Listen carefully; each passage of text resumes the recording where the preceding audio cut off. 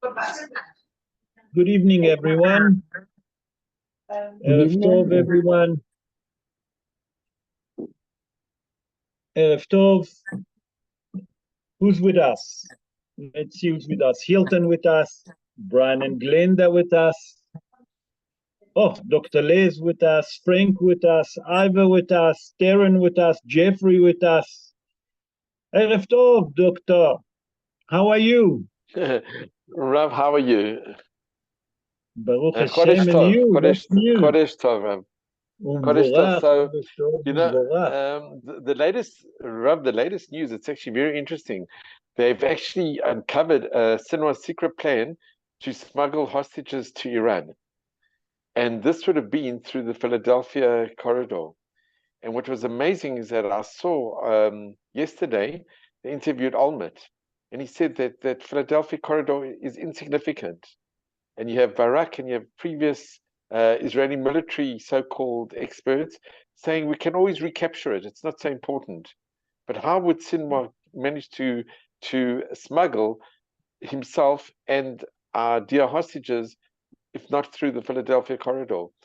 So what you read in the news and what you hear from people, it's unbelievable. So, you know, we just have to stay firm. It is very difficult. I walked past today, it's a tent city in Yerushalayim near the Prime Minister's office, and you see the pictures of the hostages, and your heart goes out. We bleed for them. It's very, very hard. But Rav, I just want to mention today is also a very sad anniversary. 52 years ago was the Munich massacre of the Olympic team in Munich at the Olympic Games, and the Olympic Games continued. It continued as if nothing had happened. It's unbelievable. The Olympic Games didn't come to end. It just continued.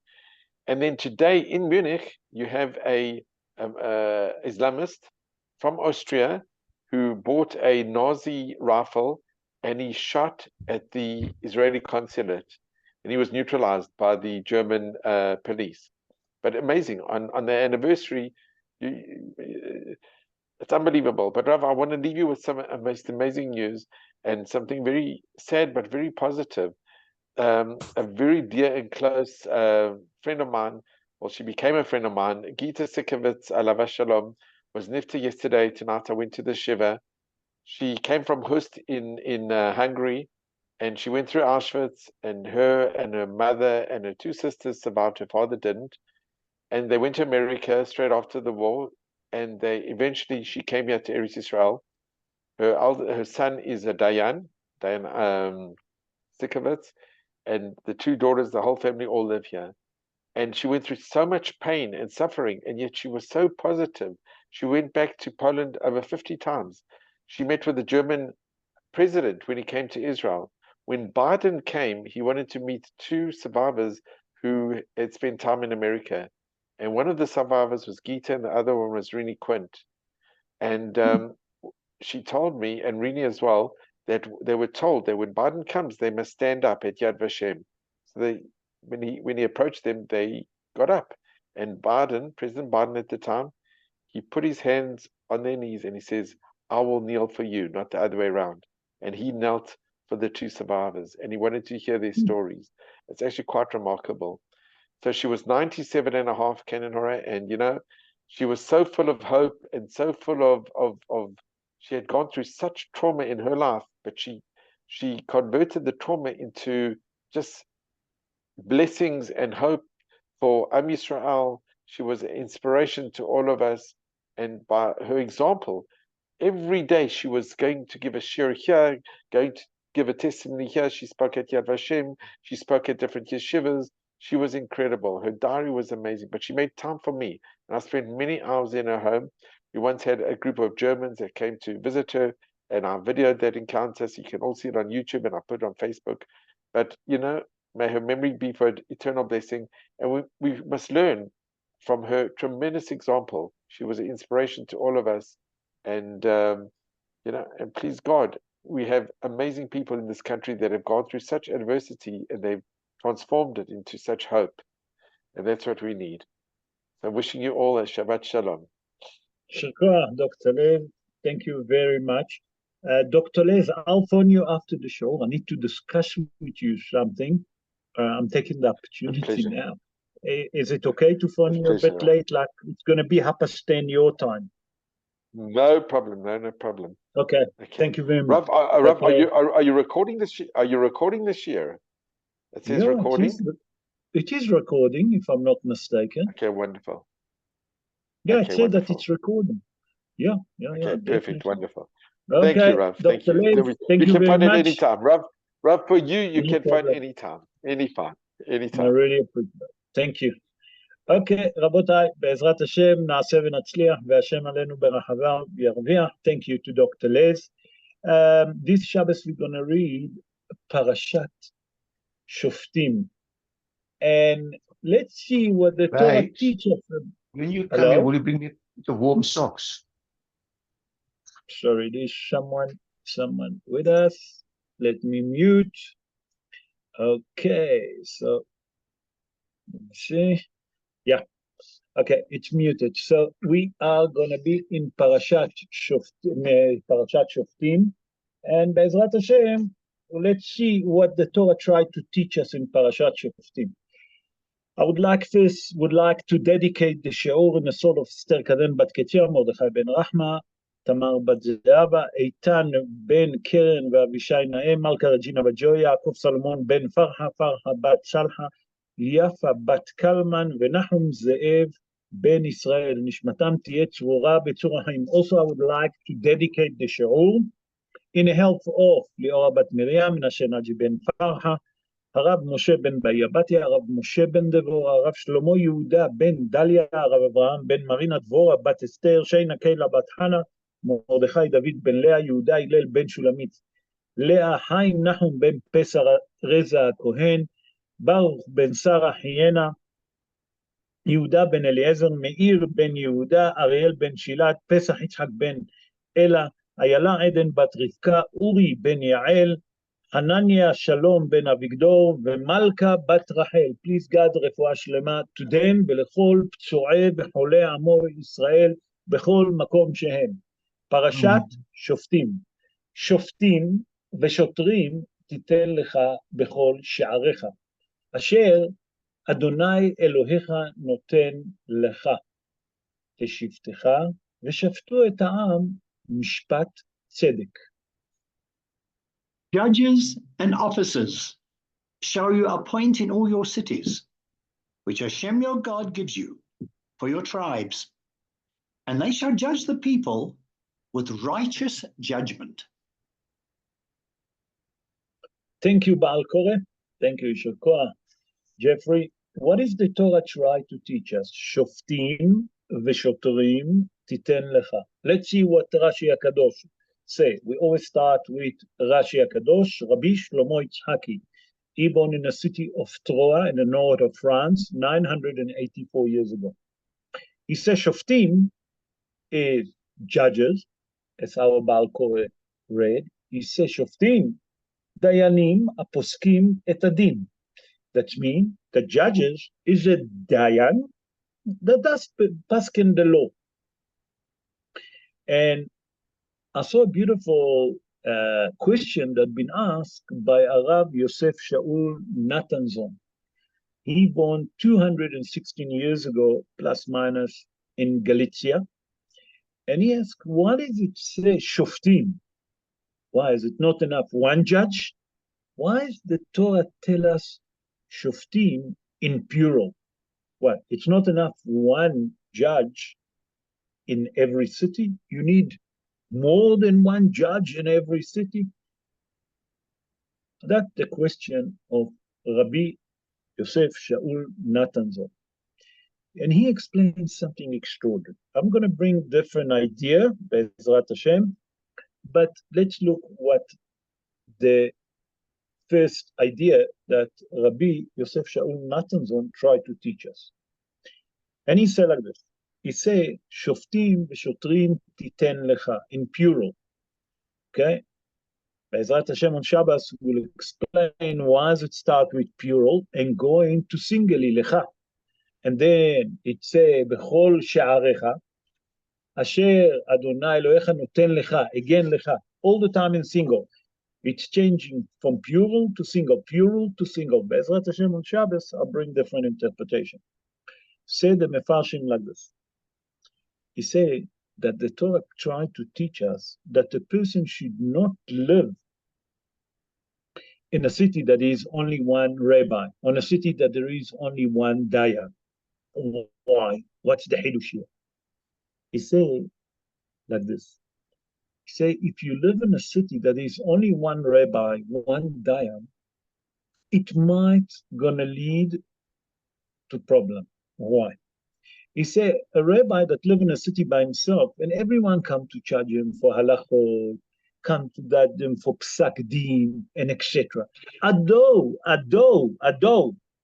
that he is a brilliant, he's a scholar person, although all of that, there is a problem. What is the problem?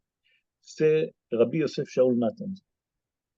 He says sometimes if there is another rabbi in a city, a rabbi, if he paskin halacha, he'll know that the other rabbi will hear about it. He'll know that maybe the person that he paskin the halacha might going to go to the other rabbi to ask him. So he's not going to just paskin. He's going to check it up. He's going to say, give me time, let me look into halacha, into that matter, and then he paskin the halacha. He come to tell you that from that he tell you in plural, Shoftim v'shotrim titen lecha, that you should not live in a city that is only one dayan. You should not live in a city that there is only one rabbi. Why? Because if you live in a city that there is one rabbi, you're going to be so confident, and sometimes you wouldn't check the halachot, and he might going to make mistake. A good rabbi, that is a rabbi that said, listen, let me look into the matter if he doesn't know, and he sit and he check all the halachot, not just to paskin. He said that from here the Torah come to teach us something very important, that the person should not live in a city there's only one rabbi, on a city that is only one dayan. And who is it? The dayan and the rabbi is himself. Why? Because has v'shalom, the rabbi can inevitably is a human being. And he's going to think that he know the halacha, and maybe he forgot, maybe something happened. It's come to tell you, Shoftim v'shotrim titen lecha. It's not enough to have one rabbi in a city. It's not enough to have one dayan. You should have more than one. Why? Because before the rabbi paskin, he'll have to make his homework. Why? Because you know that there's another rabbi in a city, and if he paskin wrong, the other rabbi will prove him that he's wrong. So therefore, better to live in a place that there is more than one rabbi. I would like to bring another opinion. Look what it says, Shoftim v'shotrim titen lecha. Okay? Bechol she'arecha. And look what it says after that. אשר אדוני אלוהיך נותן לך לשבטיך ושפטו את העם משפט צדק. What does it mean משפט צדק? We have to ask. What does it mean משפט צדק? Why does it say משפט צדק? Also, what does it say בכל שעריך? מה זה בכל שעריך? In all your dwelling. So, a very important explanation, but brought by בכל שעריך, תיתן לך בכל שעריך, a beautiful interpretation. And now I'm going to bring two. The one of them is from Rav Meir Dan Raphael Plotsky. He born in Poland. He born plus minus 158 years ago. He wrote a book, Kli Hemda, the book of Kli Hemda. I'm sure many of you say. He said that here the Torah tell you, Titen lecha, in singular, that you should appoint on yourself, Shoftim v'shotrim. What does it mean? He's saying that sometimes the community leaders, they appoint a rabbi, they appoint the chief rabbi, they appoint the dayanim, they appoint who's going to run community, they appoint all the community, the committee. and the committee choose a rabbi, for example. It's come to tell you, Shoftim v'shotrim tel lecha. It's not enough that the rabbi can pasken for the rest of the congregation. He has to pasken also for you. So don't exclude yourself for a second, okay? And think because you paying his salary, you signing his check at the end of the month, so you're releasing his payment, and you appointed him as a rabbi, you not have to obey to his halacha. You don't have to obey to what he's saying. The Torah come and tell us that it's not enough that you appoint a rabbi, that you appoint a dayan, that he will judge everyone else. You have to understand, gam lecha, also to you, he's going to be a judge. That means that you can't exclude yourself because you're paying his salary, because you appointed him, and etc. What the Torah tried to tell us, say Rabbi Meir Dan Plotsky, Rabbi Dan Raphael Plotsky, he said like this. He said the Torah tried to teach you that although that you may be the macha of the shul, you may be the macha of the community, don't think for a second that you excluded lecha, that you also make those people that you appointed, the rabbi, the dayanim, whatever they are, you have to make sure that they also going to judge you. You have to obey. Why? You say, if you're not going to obey to them, the rest of the congregation not going to listen to them. If you're not going to accept the verdict, the rest of the community not going to accept the verdict. And that's the hidush, what it means lecha. Although that you amongst those that appoint, you amongst the leaders of the community, you have to obey to the rabbi. Or if you're amongst the leaders of the entire congregation, you have to listen. That's the hidush here. And now I would like to bring a third opinion, what it means shoftim v'shotrim titen lecha b'chol sha'arecha. I saw a beautiful interpretation that the Zera Shimshon, Rabbi Shimshon Haim Nachmani bringing us. He said, what it means that the Torah tell us, sorry, let me just go to it, v'shaftu et ha'am mishpat tzedek, that they will judge the nation, okay, or the people, mishpat tzedek. What it means, mishpat tzedek? What? Has v'shalom, the dayanim, not going to do mishpat tzedek. So first of all, we have to explain. The Torah in this verse, first of all, commands us to make a legal system, to appoint a legal system in a Jewish people, in a Jewish nation. But it has to be according to the Torah. So it's tell you mishpat tzedek. Come the Zera Shimshon and say Rabbi Shimshon Haim Nachmani in his book Zera Shimshon. He said, I don't understand. Why? There is has v'shalom in a Torah mishpat that it's not tzedek. There is a judgment that it's not supposed to be done properly.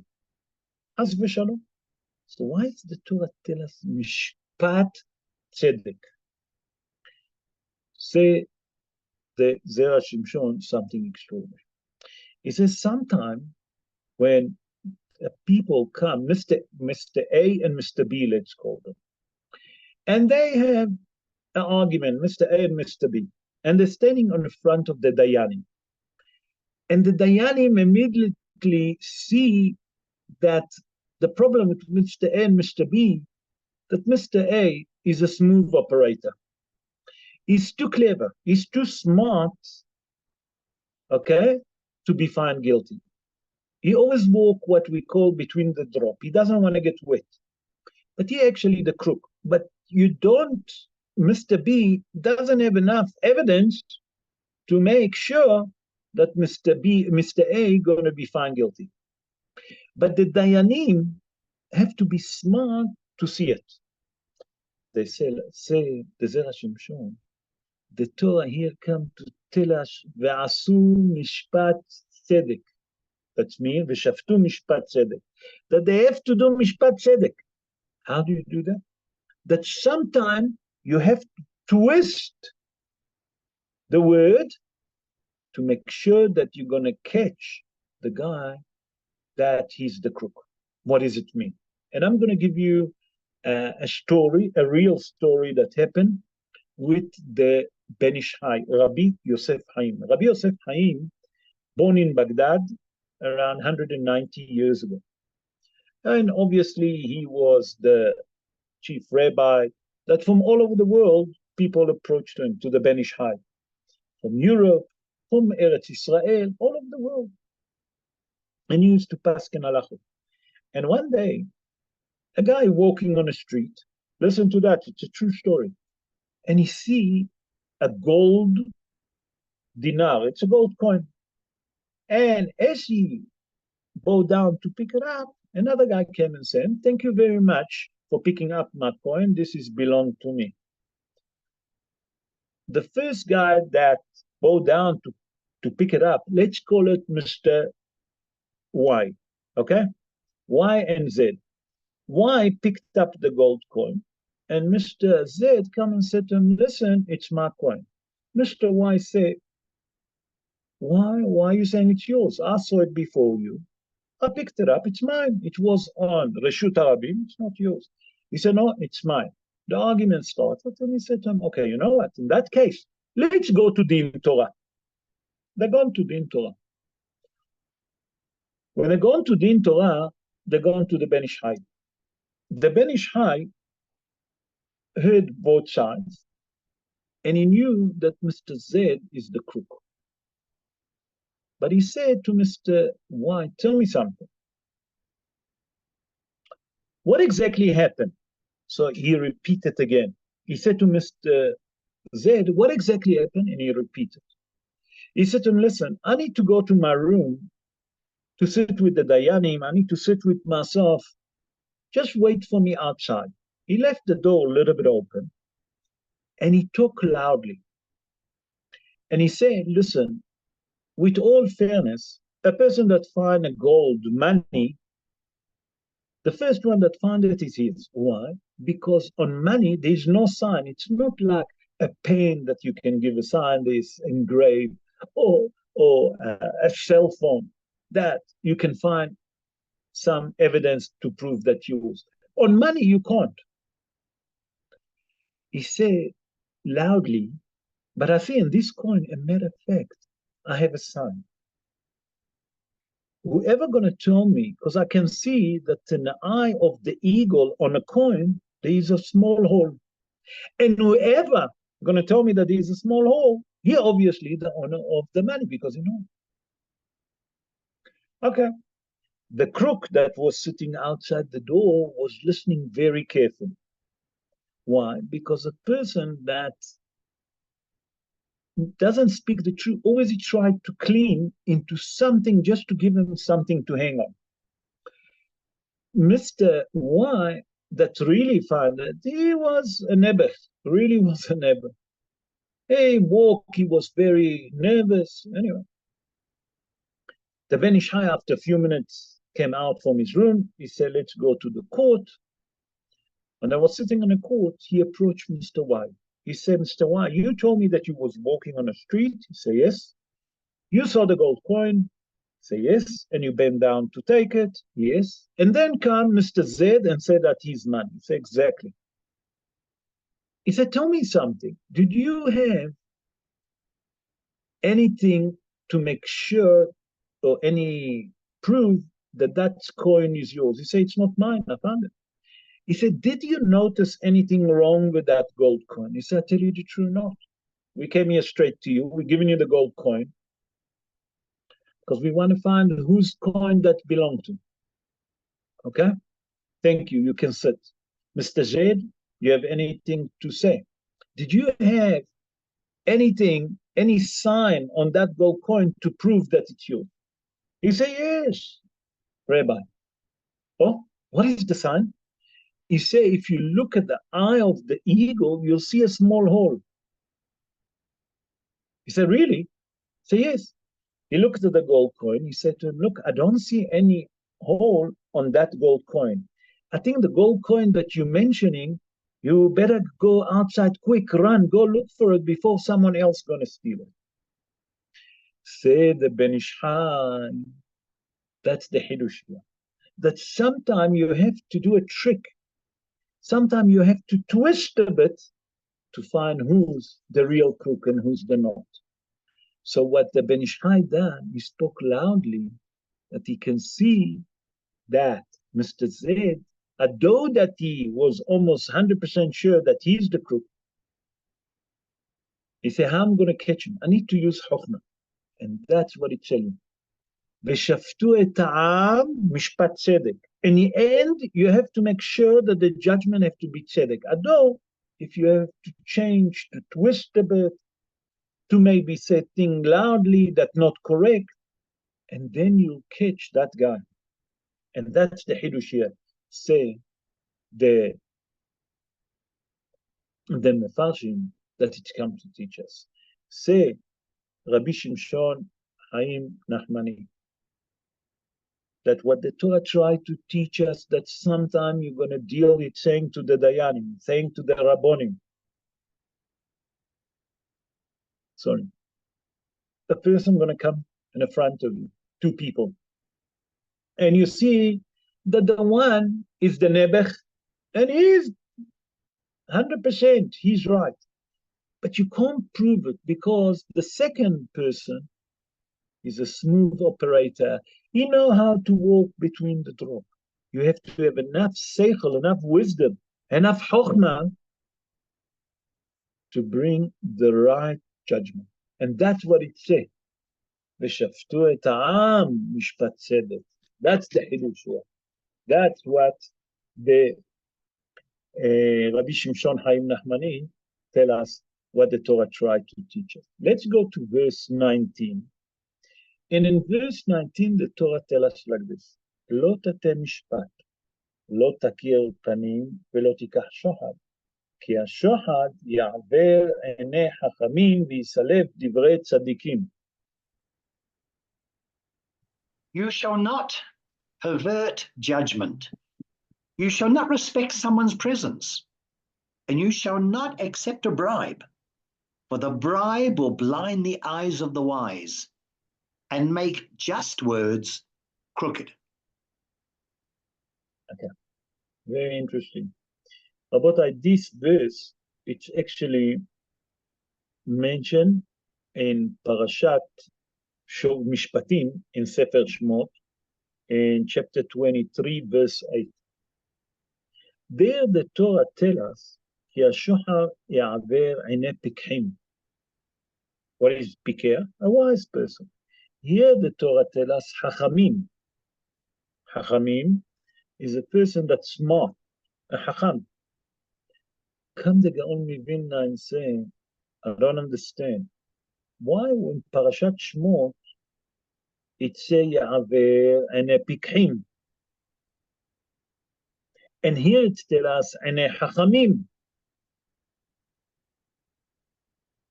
Why is the Torah mentioned the same thing regarding judges, regarding Dayanim?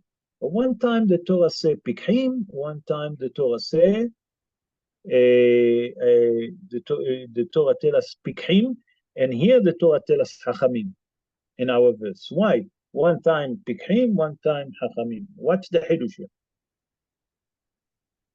Say the Torah, the Gaon Mivilna. That was the question of Rabbi Eliyahu Mivilna. He born around 300, and if I'm not mistaken, 304 years ago. Yeah, 304 years ago. That's the Gaon Mivilna, 304 years ago. Some people say in Lita, some people say in Vilna. No, Beseder. It's not, they're not sure exactly where. He explained like this. He said, Chacham, what is a Chacham? Is a scholar person. What is a scholar person? A scholar person that he know all the halachot. He know the Gemarot. He know the Arba Turim. You know, the Yoreh De'ah, Orach Chaim, Hoshen Mishpat, Even HaEzer, he know it off by heart. Okay, ask him any question, he'll tell you. Where is it in the Torah, he will tell you. That means he's very scholar person. He said Pikhim is a person that's very wise. come the Torah and tell you, it's not enough to be a Dayan that is a scholar person. You have to be also very wise, very smart. He said that sometimes people have to understand how to read between the lines. A Dayan is not enough that is a great Talmid Chacham. But when it's come to the world, usually most of the mahlukot come in business when it's come to money. That there is a lot of dispute. He said that the Dayan have to be so smart even to understand when it's come to business. When it's come to business, you have to understand what and how to look at the situation. What is mean what? What exactly hiding behind it? What is the person hiding behind what he's trying to say? And not only that, you have to understand how the world working. He can't be sitting behind his four wall and studying Torah all day. You also have to be involved with the rest of the community. You have to understand that it's not enough just to be a scholar person. You have to be also wise. You have to be smart. Say the Gaon Mivilna, that's what the Torah come and tell you. That in one place in the Torah tell you that you should appoint scholar person. And another place in the Torah tell you that they should be wise. Why? To teach you that the Talmid Chacham that suddenly become, not suddenly, that become a Dayan after so many years of studying, it's not enough that he have wisdom, that he's a scholar person, okay? You have to be smart also how to find or to make sure that he bring the right judgment. And that's the Hidush, what the Torah tells us, that in one place in a Torah, like in our place in Parashat Shoftim, it tells us, very important, Ki ha-shochad ya'aver enei chachamim. In Sefer Shmot, it's Parashat Mishpatim, it's tell you that the shochar ya'aver enei pikchim, that the bribe gonna mislead, gonna make blind other people. That you have to understand what is mean shochad, what is mean bribery. That sometimes the words that the person say, if you're not smart enough, if you're not wise enough as a dayan, the word that the other person can tell you can mislead. And that's Hiddush here. Say the Gaon Mivilna. Let's go to verse 20 and look here what it says. צדק, צדק תרדוף, למען תחיה, וירשת את הארץ, אשר אדוני אלוהיך נותן לך. Righteousness, righteousness shall you pursue, so that you will live and possess the land that Hashem, your God, gives you. Why the Mefarshim ask, many of the Mefarshim ask, why does it mean tzedek, tzedek tirdof? The word tzedek twice. Tzedek, tzedek. Why twice? So Chazal in the Gemara in Masechet Sanhedrin in page 32, folio 2. Chazal tell us something very interesting. It says on the word tzedek, tzedek tirdof, on that sentence, Helech achar bet din yefeh. That means, I will interpret what Chazal tried to tell us, that if a person have a shala in halacha, or a person need to go to ask a question that din Torah, have to do din Torah. Say the Chazal in the Gemara in Masechet Sanhedrin, remember Daf Lamed Bet Amud Bet. Lamed Bet is Lev. Lev is a heart. Say Chazal like this. What the Torah tried to teach you, if you have a question, halachically question, go to the most scholar smart rabbi. Don't go just to any rabbi. Go to the person that have a lot of experience, a scholar person that have a lot of wisdom. and he's smart. Don't just go to Google Rabbi. Then he said, when it's come, if you need Has B'Shalom to go to Beit Din, that may please none of us have to go to the Beit Din. He said, try to choose the best Beit Din. What it mean the best Beit Din? With the most smart, with the most scholar, Dayan. Don't just go to any Beit Din. There's many Beit Din that they think that they, but they're matter of fact, the Torah come and tell us, Tzedek, Tzedek, Tirdof. What it means, Tzedek, Tzedek, Tirdof? That you have to understand that if you want the proper Psak Halacha, go to the biggest rabbi, the most wise rabbi, the most wisdom rabbi. When it's come to Din Torah, also to the higher Dayanim that there is, the most scholar Dayan, the most smart Dayan. And that's the Hidush, why the Torah tells us, Tzedek, Tzedek, Tirdof. Another interpretation that I saw that Hazal bring on it, it's come to teach us something very important. That when a person learn Torah, okay? It's not enough just to learn the written Torah. A person has to learn the written Torah with the oral Torah.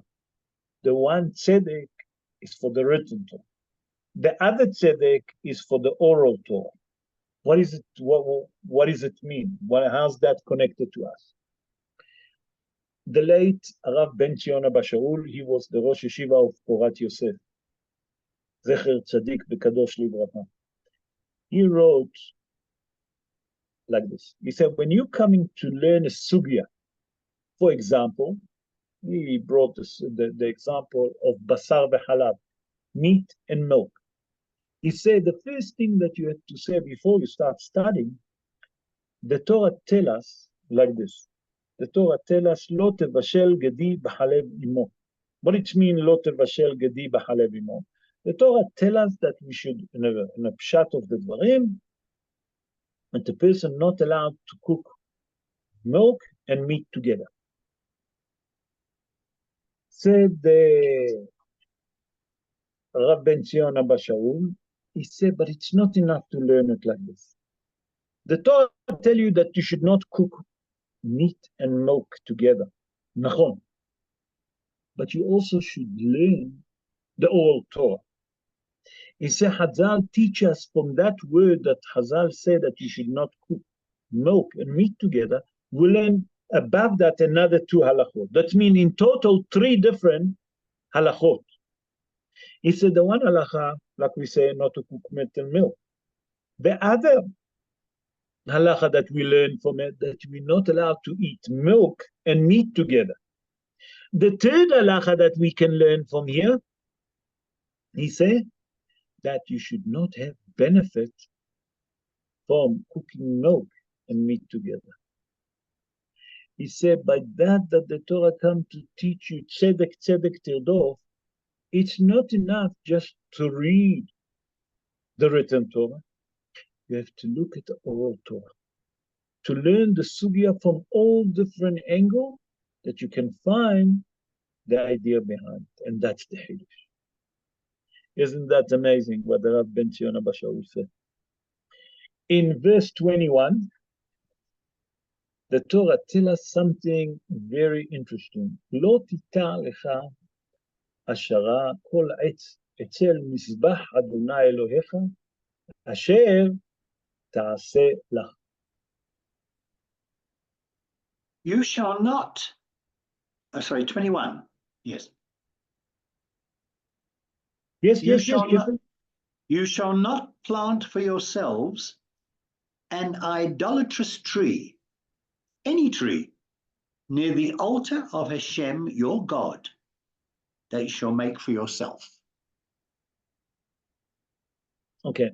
In the pshat of the Dvarim, the Torah tells us, and Rashi explains that when we have Bet HaMikdash, we're not allowed to plant tree on a way to Bet HaMikdash, in the entrance to Bet HaMikdash, inside Har HaBayit, Table Mount. That's what Rashi said at the Torah tells. What is Rashi trying to tell us? What is the Torah trying to teach us? Yes, what's the idea? Why not? Why not? So I'm going to bring two different interpretations. One from the Gemara in Masechet Sanhedrin, and one from the Ramban, the Nahmana, Rabbi Moshe ben Nachman. He born in the city of Catalonia 830 years ago in Spain. And he said like this. He said the reason, and he explaining more on a pshat and the drash of the idea. He said the reason that the Torah doesn't want us to plant fruit tree in Har HaBayit, you know why? Because we're not like the Goyim that we need to beauty our place where we worshiping God in Har HaBayit.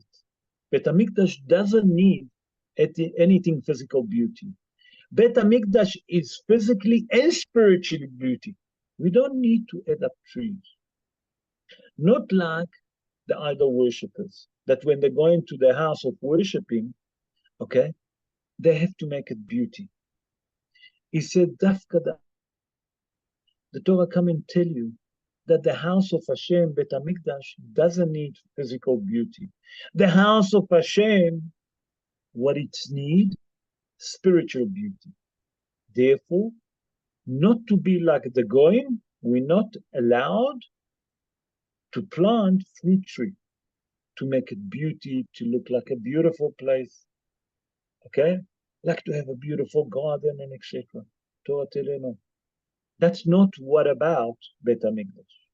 Bet HaMikdash is a house of God. It's a house of spiritual worshiping the Almighty, the Creator. The Creator doesn't need something to make it beauty. Exactly opposite the house of idol. That's the reason why the Torah tells us not.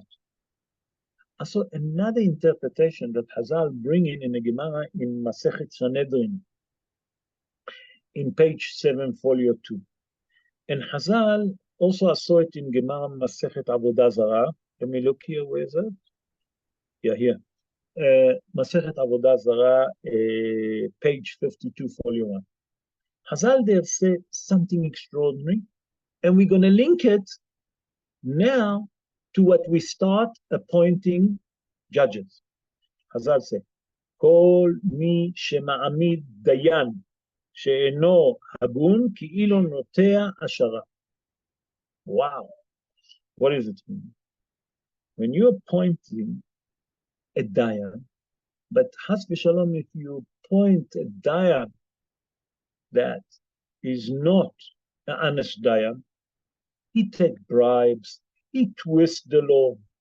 It's like planting, has v'shalom, a fruit tree in Har HaBayit. What does it mean? Hazal said, the Mefarshim explained that why Dafka they compare the dayaning to a tree. What's the hidush? He said like this: the Torah come and tell you a tree have branches, and if a dayan twists the law because he get bribes, it's like when the branches in the wind, if the wind go to the left, the branch is going to turn to the left. If you go to the right, the wind will blow. Also, the branches will blow to the right. Say Hazan, those kind of dayanim I don't want. Why? Because they see where they can get the most bribe. That's how they twist the law. Say Hazan, lo tita lecha etz hashura. You cannot put judges like those in Har HaBayit. Why? Because we know the Sanhedrin was there. He said, judges like those, I don't want in a Jewish nation. I want judges that when there is a wind, when someone strong going to come and stand up them, a leader, a rich person, and they find that he's guilty, they're not going to be afraid to say, you are guilty and you have to pay. So that's what's the connection. The Torah tried to tell you maybe on the pshat and the drash of the dvarim regarding beauty. But the Torah want to tell you that the beauty that she wants is the spiritual beauty, not the physical beauty. What does it mean? That the spiritual beauty, that the dayanim, the judges, the dayanim, the paskin, the halachot, according to our holy Torah, and not to twist and to move and to fly like the branch in a windy day. And that's the Hidush here. Let's go now to chapter 17, verse 4. verse 4. והוא גדלך, ושמעת, ודרשת היטב. והנה אמת, נכון הדבר נעשתה התועבה הזאת בישראל.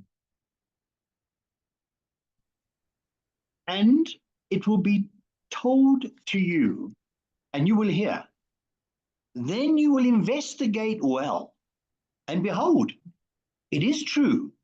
The testimony is correct. This abomination was done in Israel.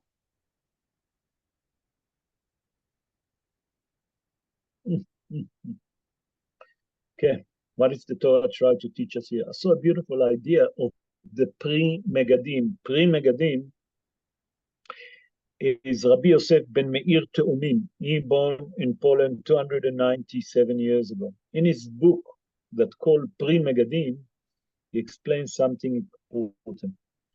He said that what it's come to tell you, Vehu Gadlecha, and it's been told to you, Vishamata, and you listen, Vedarashta, and you say, Heitev, and you say it properly, Vine emet v'nachon hadavar, v'ne'esta to'ava zot b'Yisrael. It's come to teach you something very important. It's a Chazal in the Gemara in Masechet Megillah. Masechet Megillah speak about what? About Purim. He said there, Chazal tell us something very interesting in page 15, folio 1. Chazal in the Gemara tell us something very extraordinary. Kala omer davar b'shem omro mevi geula la'olam. Chazal tell us something very interesting, that when a person say halacha, psak halacha, when a person say a commentary, when a person say a drosha, whatever is it, you have to say it in the name of the person that wrote it and the person that say it. He said that by that the person say a drasha, say interpretation, okay, say hidush, say psak halacha, in the name of a person that he heard it from, he read it from the book, Mevi Geula La'olam. What it means, Mevi Geula La'olam? Bringing redemption to the world. We bring in the Geula, the redemption. He said, where did you learn that? He said, listen what Hazal tell us in a Gemara. He said, we learned that, Vatomer Esther Lamelech HaHashverosh B'Shem Mordechai. Esther, Amalka, when she came to tell the king Ahashverosh that Biktan Vateresh wanted to poison him, she said that, you know who told me that Biktan and Teresh planning, they have this plot to kill you, to poison you? I heard it in the name of Mordechai Yehudi. And what happened straight after that? In the end of the Megillat Esther, we saw the redemption. Hazal says something very interesting. Hazal say that here you're learning that when you say what you hear, what you read, the interpretation, the drosha, the psak halacha, whatever is it, זה לא משנה. You say it in the name of the person that you read it, that you hear it from, you bring in redemption to the world. He says something very interesting, the Pri Megadim. He says, what it means, Vehu Gadlecha, in a time that you hear a drasha, V'shamata, and you hear the drasha very well, ודרשת היטב, and you actually say word by word what you hear, or you wrote what you saw in a book, okay? That means that you say it publicly, ודרשת היטב, and you say it very well. הנה אמת ונכון הדבר. It said that it's true. What do you say? Although that you say word by word, although that you paskin the right halacha. Say, listen what the Torah says. Ne'esta to'eva. Jeffrey, how is it said to'eva? Abomination? Yes. That means by that you didn't mention the rabbi that you hear it from, the book that you read it from, the psak halacha that you hear from Rabbi X, Y, Z. It doesn't make a difference. In the eyes of HaKadosh Baruch Hu, it's like an abomination. He said that when you don't say the commentary, the drosha, the halacha in a name of the person that you read it or the person that you hear it, it's an abomination. Why? Because you mislead people to think that you're the smart people. You created that interpretation. Look how smart I am. You paskin this psak halacha.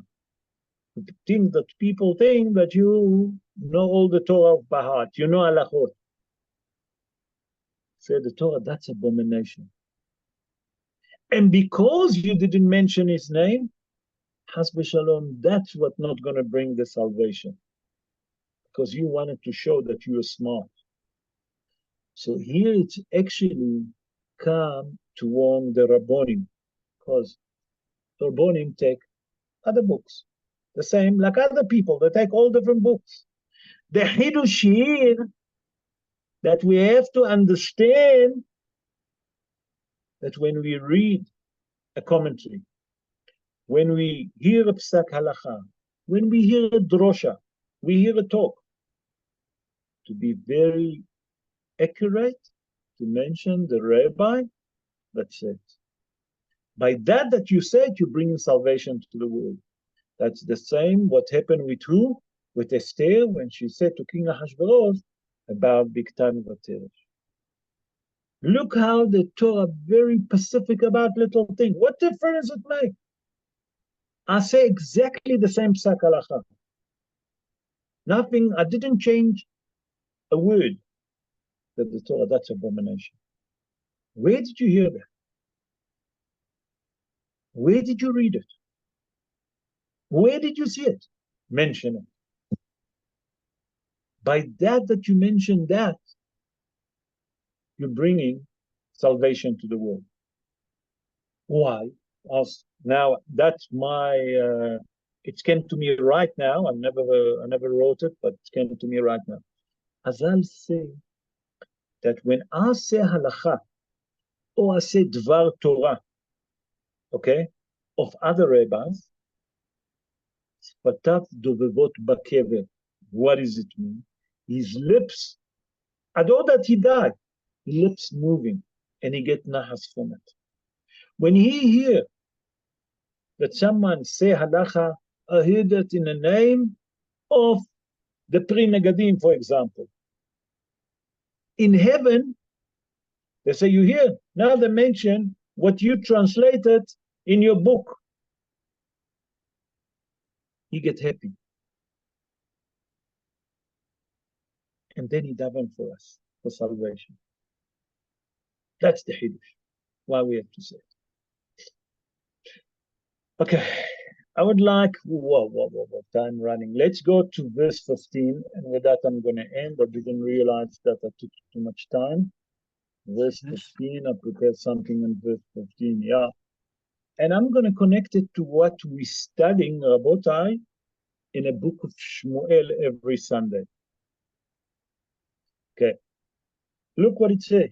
Here's one of the orders that the Torah tell us when we enter in Eretz Israel, what we obligated to do. שום תשים עליך מלך, אשר יבחר אדוני אלוהיך בו. מקרב אחיך תשים עליך מלך. לא תוכל לתת עליך איש נוכרי, אשר לא אחיך הוא. You shall surely set over yourself a king, whom Hashem, your God, shall choose. From among your brethren shall you set a king over yourself. You cannot place over yourself a foreign man who is not your brother. Okay, on the pshat of the dvarim, we have to explain what's happening. Moshe Rabbeinu telling the Jewish people, when you enter the land of Eretz Israel, you have to do three things. One, to destroy the descendants of Amalek. One, to appoint a king on you. And number three, that you have to destroy all the house of idols. Okay? To build the Bet HaMikdash. Obviously, to destroy the house of idol, but to build Bet HaMikdash. The mitzvah that we busy here is Som Tasim Alecha Melech. That you should appoint a king that HaKadosh Baruch Hu will choose, and you have to be a Jewish person. And that's what we're learning in the Sefer Shmuel Aleph, that Shaul HaMelech was the first king. And HaKadosh Baruch Hu chose him as the first king for the Jewish people, and it was amongst the Jewish people, certain people that didn't want him. Be'ezrat Hashem on Sunday, we learn how did HaKadosh Baruch Hu, although that was certain people that didn't want him in the beginning, in the end they didn't have a choice, and they also vote for him. Say the Baal HaTurim, Rabbi Yaakov Baal HaTurim, he born in the city of Kellen in Germany 755 years ago. He said, if you take the word Mikerev Achicha, the word Mikerev Achicha, amongst your brethren, the gematria of Mikerev Achicha will give you the gematria Mishevet Yehuda. What does it mean? He said that when you go to the land of Eretz Israel, the first king gonna be Mishevet Binyamin, because he never bowed down. We explained that. But after that, all the king from there onwards have to be from the descendants of Yehuda. That means after King Saul came King David. King David came King Solomon. After that, Rehavam, okay, the son of Shlomo HaMelech. And from there was a split, and until today we're suffering. Bezrat Hashem, if HaKadosh Baruch Hu will give us the wisdom to learn, we'll try to explain after we finish the book of Shmuel, the book of Samuel, because it's 2 volumes, 1 and 2. We look at the book of King Bezrat Hashem. Bli neder. But we have to understand, why do we have to choose a king from our own nation? What difference does it make? Why does the king can't be from another nation? Well, Chazal explain and tell us something very important. For the simple reason, a Jewish person will have mercy on another Jewish person. But if you choose a king that is not Jewish, he wouldn't have mercy on a Jewish person. He wouldn't have the mercy. He wouldn't understand. The Torah come and tell us that you have to have Jew to have mercy on Jew. Because a non-Jewish person not going to have a mercy on you. You will never understand what does it mean mercy. Would never understand how the Torah works. The Torah tells us a story in the Gemara in Masechet Baba Batra in page 4, volume 1. A story about Horus. You call it Herod, King Herod. King Herod wasn't a Jewish. He was from the family of Agrippas HaMelech. He was from there. He pretended that he converted, and then he became a king. Certain people told him, listen, the scholar people of the Jewish people actually try they're going against you. He said, is that true? Yeah. He said, I'll deal with him. Chazal tell us in the Gemara, remember Baba Batra Daled Amud Aleph, 441, that he killed Kol Chachmei Israel. He killed all the scholar person. He left only one, Baba Ben Buta. He left him, but he makes sure that he blind him. And one day, he came to him, dressed like a poor person, not that he can see. And he said to him, listen, you see what this king doing to us? He said, you're a great scholar person. Curse him, and he'll die. He said, the Torah doesn't allow us to curse. He said, okay, you're not going to curse. Just say something that's going to happen to him. And then he said, the Torah doesn't allow us. He said, why? He said, very simply, because the Torah teaches us not to speak badly about someone else, but the Torah also tells us that if I say something wrong, okay, you're not allowed to curse a king. Why? He said to him, because the wind, somewhere along the line in the air, there is that wave of what I'm saying. And the Torah is forbidding us from saying it. Because who knows who's going to hear it and going to tell it to the king. Therefore, I'm not cursing him. So King Herod heard that. He said to him, I didn't understand. I'm King Herod. I waited for you to curse me and I'll kill you. If I knew that all the scholar persons that I killed, they're like you, I wouldn't do that. Tell me, there is anything that I can do that HaKadosh Baruch Hu will forgive me? He said, don't build Bet HaMikdash. And he built a beautiful Bet Mikdash. Later on, Chazal say in the Gemara that Baba Ben Buta been judged. Why did you give that wicked person a reason to do tshuva? That's for a different time, Be'ezrat Hashem. I saw another interpretation that it say that Melech, the word Melech, Som Tasim Alecha Melech, the word Melech. How do you write Melech? Mem Lamed Chaf. Said the Ben Ish Chai, if you take the word Melech, accrement of every letters, you get a different word. Mem is Moach. Lamed is lead, the heart. Chaf is the klayot, kidneys. There's something very important.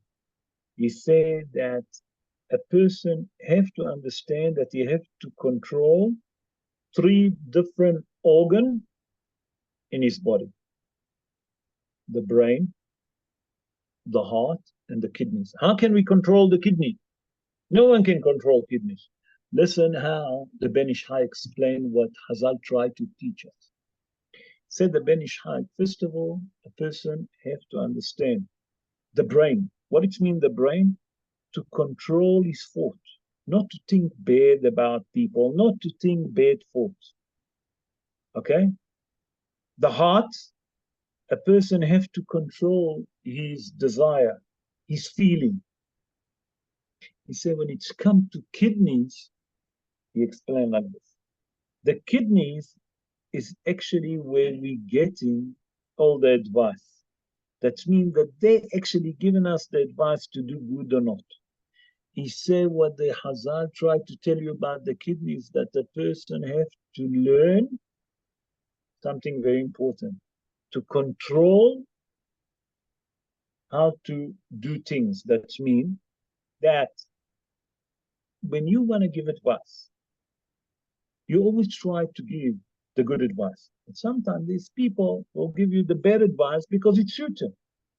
He said it's come to tell you that you should control your Yetzer Hara, that entice you to give bad advice.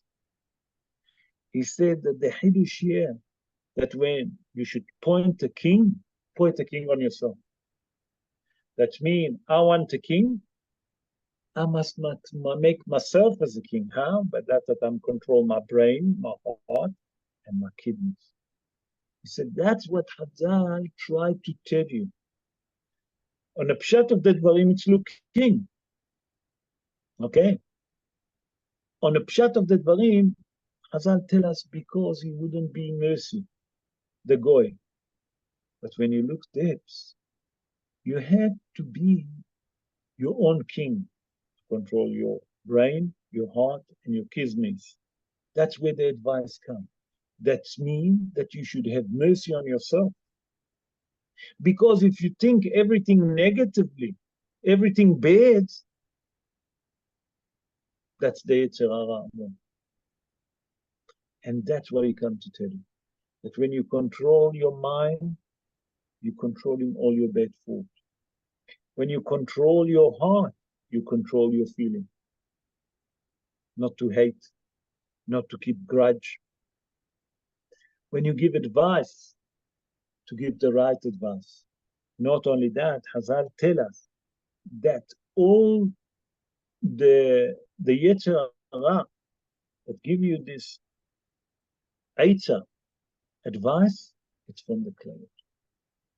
Try to control all of them, always to give good advice, always to have looking at things positively, having a good feeling, and Be'ezrat Hashem, HaKadosh Baruch Hu will see that we're improving ourselves, we become Melech. Rabotai, we are now in Chodesh Elul. HaMelech Basadeh. The king in the field. The Almighty is in the field, close to us. We have to work on ourselves. We have to be the judge of ourselves, like we explained. From this parsha, we learn that a person has to work on himself to improve his deeds, to control his brain, to control his heart, to control his bad thoughts, to overcome the Yetzer Hara. And Be'ezrat Hashem, that if we work on ourselves, we improve ourselves, HaKadosh Baruch Hu will write us and will seal us. Lechaim tovim u'leshalom. He will write us and seal us for good life, for happy life in a book of life. Amen. Ken Yeh Ratzon. And the most important, that HaKadosh Baruch Hu will send us, Mashiach Tzidkenu, speedily in our day. Amen. Ken Yeh Ratzon. I hope that you enjoyed the shiur. If you have any question, please unmute the microphone and I try to answer. Bechavod. Hello, it's Anthony. How are you? Erev Tov, Antonio, Rosh Chodesh Tov. How are you, Antonio? All right, how are you? All right, thanks. Good. It says Tzedek, Tzedek Tidrof. It repeats Tzedek twice. And the Torah doesn't repeat itself. It must be a reason why it repeats the word Tzedek twice. Ken. But we explained that. Yes. You remember that we explained Tzedek, Tzedek Tirdof? Yes, I missed that. I wasn't there. I missed that part. Okay. That on a pshat of the dvarim, that to get the proper judgment, so Chazal in the Gemara Masechet Sanhedrin in page 32, folio 2, tell us that if you have a question or you have a shaila, Chazal tell us, go to the most scholar person. It's not enough just to go to a rabbi. Go to the most experienced rabbi. Yes. If Haz v'Shalom, you need to go to Beit Din, go to the most experienced Beit Din. You follow what I'm saying? Yes. From another thing, it's come to tell you twice that Tzedek Tirdoch, the one Tzedek, it's the written Torah. The other Tzedek referring to the oral Torah. That means that when you're learning, you can't learn just the written Torah. You have to learn together the oral and the written Torah together to understand. Okay? Okay. Thanks Beseder, very Antonio. much. Ken, who want to ask more? Who want to ask? Rabbi, Erev Tov, Frank, how are you? All right, finally I've got my phone working. Baruch Hashem.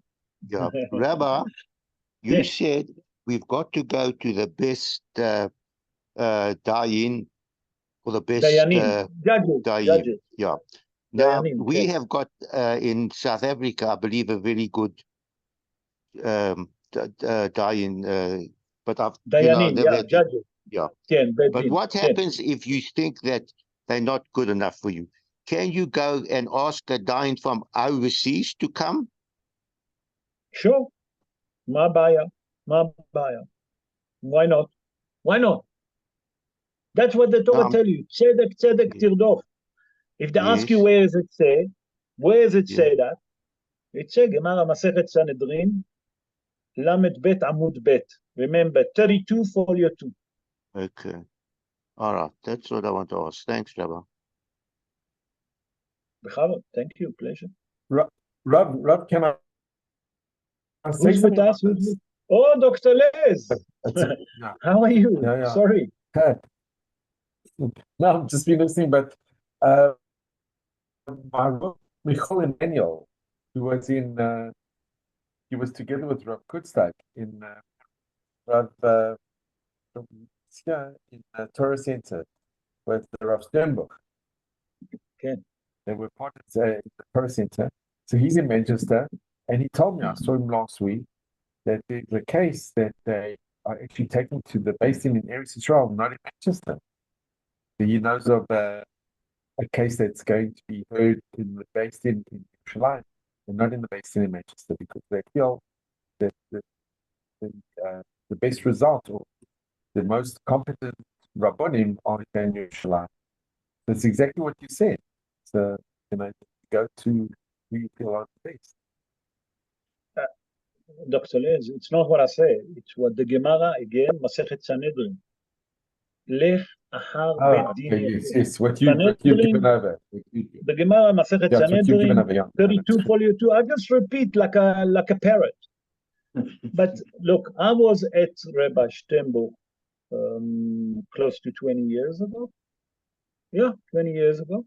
I was with him for an hour and a half. I needed to go, and that time, for a big case in South Africa, that the Beit Din was any lo mishane. I don't want to give more information. And I can tell you, Rav Sternbuch is not just a rabbi. He's in a different league of a rabbi. I don't know how to explain that. He's a bab. He's a bab.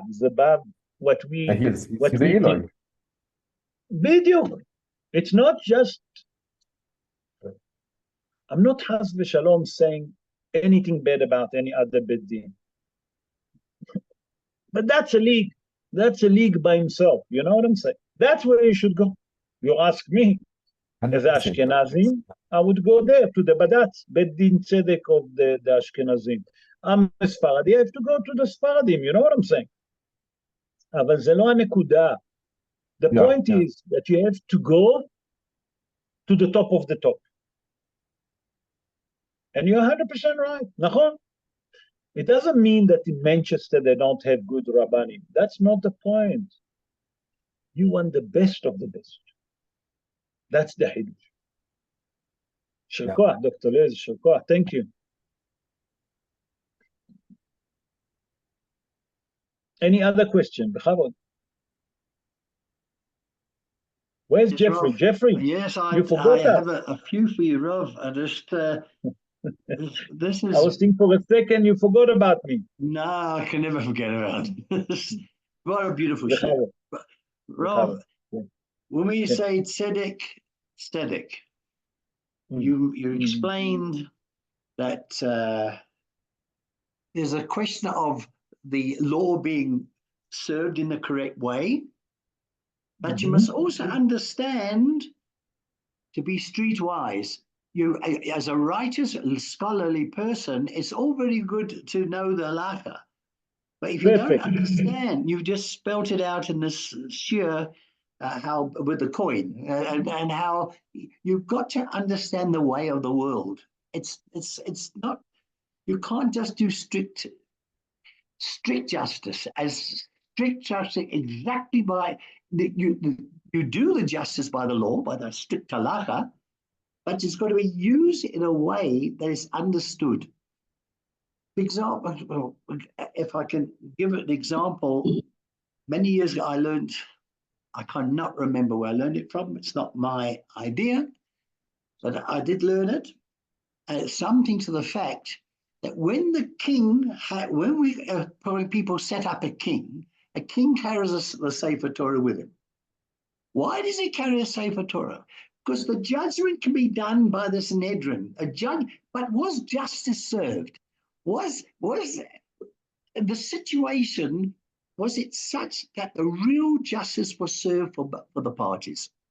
So the king, had to check it up himself on the true halach, and then see the circumstances. There's justice, and there's justice to be seen.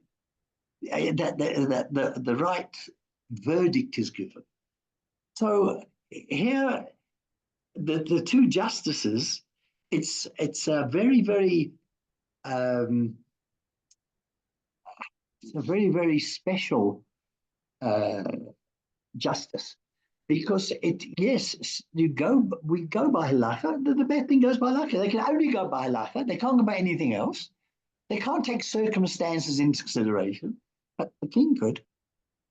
You can take the certain circumstances which took place, which the person did wrong, but you could be understood. And so when a judgment is given and the person is given the result of the court case, it's done with mercy. It's done with depending on the situation at the time. Things change over centuries and over times, and people may have political aspirations in a certain way. When the Beth Din has been appointed by the party of the day, that's the Beth Din is appointed by that. How on earth can you get a real justice? So it needs someone to be able to not be influenced. And the king's above that. A king is above that. Doesn't need them. But you forgot one thing. Where does the Sefer Torah have to be? The His Torah, arms. Moshe Rabbeinu tell us that Akadosh Baruch Hu told Moshe Rabbeinu to write 13 books of Torah. Yeah. One to every head of the tribe, to every tribe. One for the king by himself. Where does he have to carry it? On his arm, נכון? Yes. Why? That wherever he go, he should understand that there is someone above him, to have the fear of heaven. Yeah. Because once that you have the fear of heaven, then you're a righteous man. You can't be a righteous man if you don't have the fear of heaven. Yeah. Yeah. Yeah. You follow? Yeah. Yeah. What did If you have the Hazal fear tell of us? heaven, you want to do the right thing. What?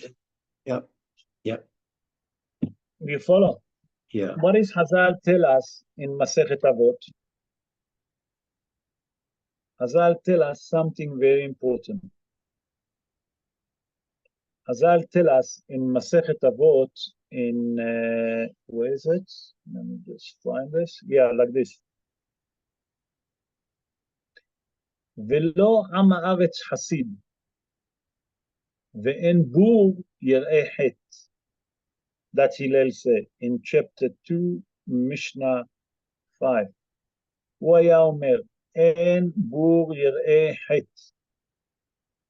A person that have no knowledge of Torah can never have the fear of heaven. Why?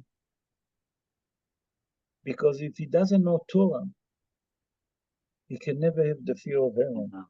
Yeah. So the Torah come and tell us that the king have to have it on his arm to have the fear of heaven 24/7.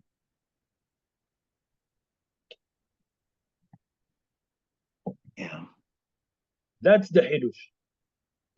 Shakoah. Beautiful. Beautiful, Jeffrey. Thank you.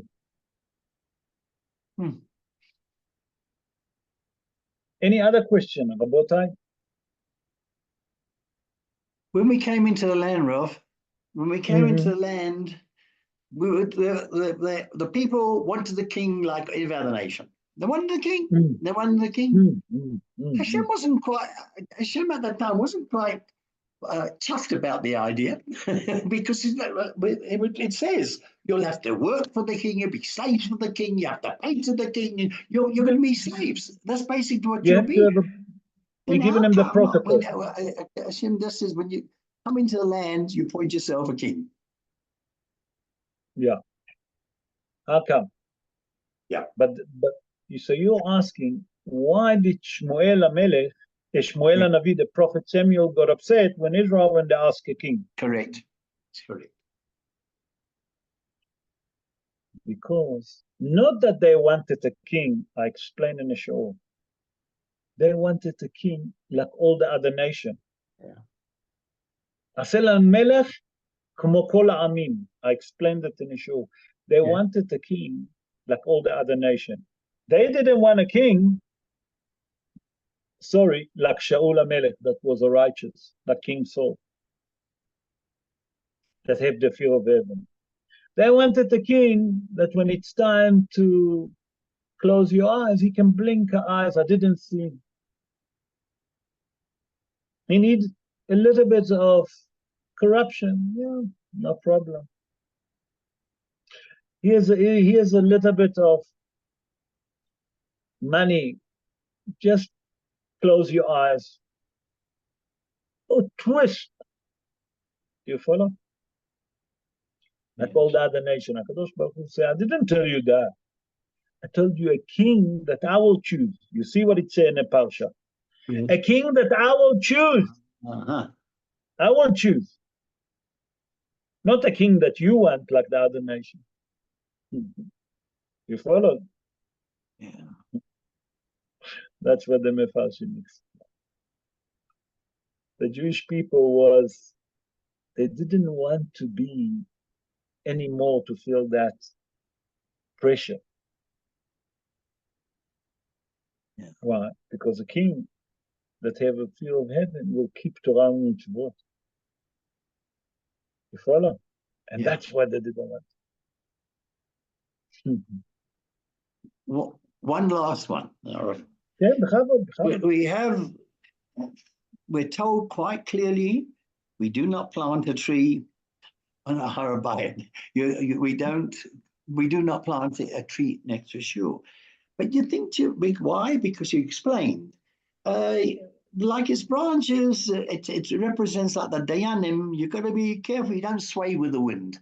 If it suits you to do one thing, politically, especially in this world today with politics, it's all swaying with the wind.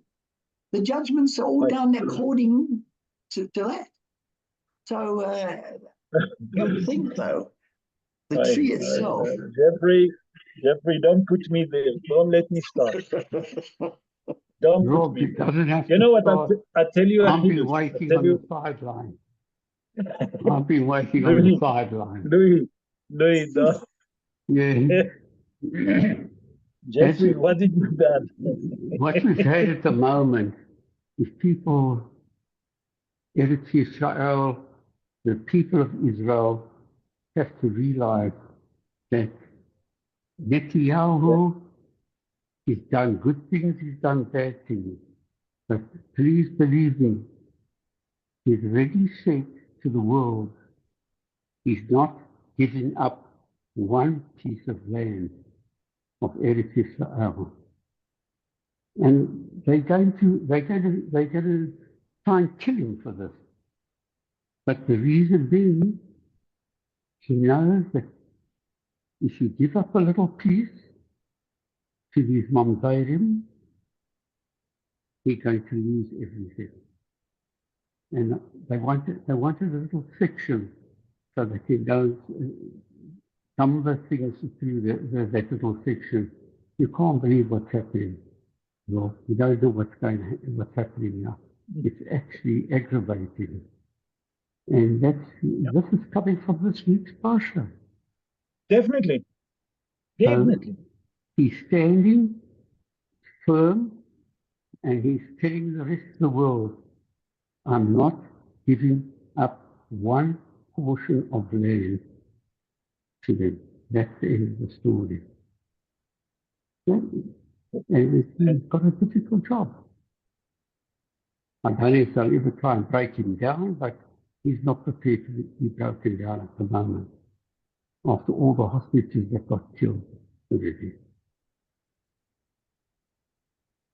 So people must understand what Hashem has said centuries ago. We have to stick to Hashem's word. Absolutely.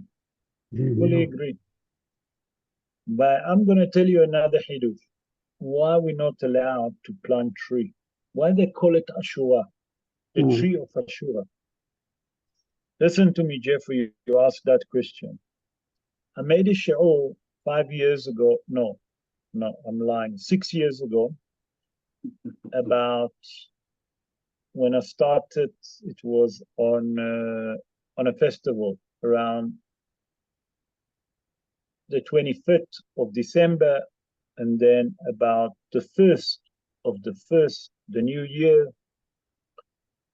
And then I make also sure about Yoske that I didn't brought it on the air. And our friend Dr. Les asked me, please put it in the air. I didn't want to put it in the air. I never put it in the air. It was a show that's never been recorded, but I given it privately. And I explained that in the olden days, before Christianity started, before Christmas started, they used to have a pagan that called Ashura. And they used to worship the Ashura tree. They used to worship a tree. And I explained that's the reason that the Christian in the festival, they put a tree and they decorate it. You understand? Yeah. HaKadosh Baruch Hu saw will come a nation of Edom, Christian, that they will have a tree in December. Yeah. Yeah. And it's called Etz Ashura. And that cult used to call the Ashura cult. They used to worship tree. Okay. If Dr. Les, I hope that you remember that we spoke about it. Dr. Les, I don't know if you remember it. I do remember. I remember very well. I don't know. Maybe we should make it public because it's the MS. You don't want to make it public. You don't want to make it public. Please, please. Dr. Les. You don't want to make it public. Yeah, Dr. Les. Because all That's why I hell will like break Dr. loose. Les. You want to Can I, go, Rob, Dr. can I, Les, can I just tell you, can I tell you something, Bechavod, yeah. Rob, can I tell you something amazing? They had Please. Ron Dermer. Ron Dermer's in the security cabinet. Ron Dermer. And they interviewed him, I think it was on Sky, and the woman said, but your generals and your security have all said that, if you leave Philadelphia, you can come back and Israel doesn't need it and they'll be secure. So he said, with all due respects, these same generals, some of these same politicians said, when we South Lebanon, everything will be fine. You'll have peace. If there's any rockets, we'll go back. We'll occupy the southern Lebanon border. What's happened now? He said the north, over 70,000 of our own people have been evacuated from their own homes. So when we listen to the so-called generals and the so-called security experts, look how they let us down on the 7th of October. We were all the security experts. We were all the generals.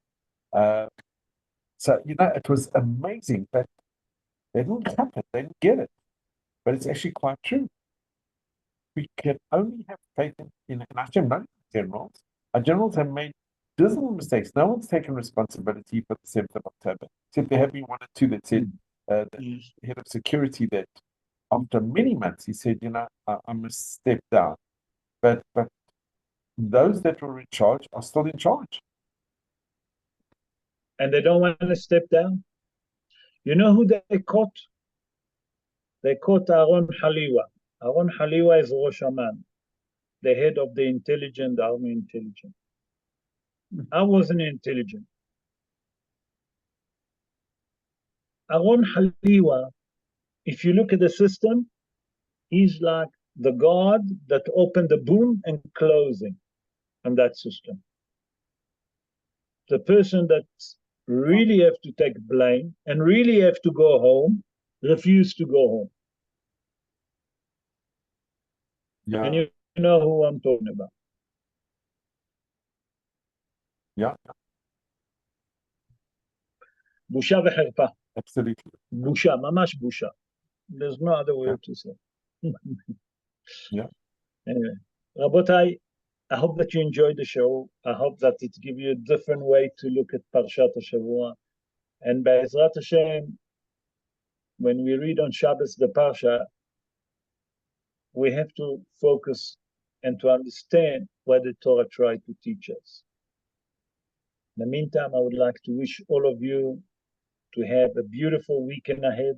Shabbat Shalom to all of you. And Be'ezrat Hashem, we'll see Yeshuot. We need salvation. And we see it sooner than you think, Be'ezrat Hashem. In the meantime, have a good night, a beautiful week ahead, and Shabbat Shalom to all of you. Have a good night, everyone. Thank you for joining us. Thank you, Rabbi. Good Shabbos. Pleasure. Have a good Shabbos. Good night. Thank you, Rabbi. Good night. Pleasure.